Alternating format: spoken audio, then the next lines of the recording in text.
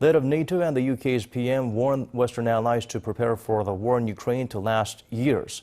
They also highlighted the need to keep providing steadfast support for the country, which is waiting to gain EU membership.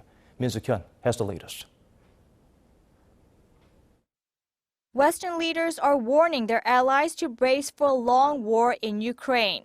NATO Secretary-General Jens Stoltenberg said Sunday that the war in Ukraine could last for years, urging allies to continue to support Ukraine even if the costs are high.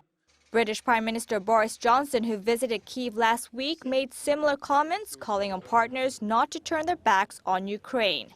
He stressed that everything will depend on whether Ukraine can defend its soil faster than Russia can renew its capacity to attack. And for that, he said, Ukraine must receive weapons, equipment, ammunition, and more training. Against this backdrop, Russia has intensified its assaults on Ukraine's eastern Donbas region. The industrial city of Severodonetsk faced heavy artillery and rocket fire again on Sunday, while its twin city, Lysychansk, saw destruction of several residential buildings. Ukrainian President Volodymyr Zelensky said he expects Russia to further intensify its attacks this week as Kyiv awaits a historic decision. That is, whether it will be granted candidate status in its bid to join the European Union. Obviously, we should expect greater hostile activity from Russia purposefully, this week exactly, and not only against Ukraine but also against other European countries. We are preparing. We are ready. We are warning our partners.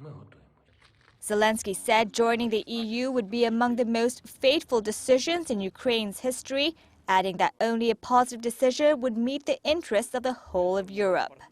The ongoing war is pressuring EU governments to fast-track Ukraine's candidacy, but the process is expected to take years to complete. The European Council is set to make the final decision after a two-day summit in Brussels starting Thursday. Meanwhile, Ukraine's parliament on Sunday voted to ban Russian music in media and public spaces. This, however, will not apply to all Russian music, but rather to music created or performed by post-Soviet artists. The parliament also voted to ban books imported from Russia, Belarus, and other occupied Ukrainian territories, in part to break its remaining ties with Moscow. Suk-hyen, Arirang News.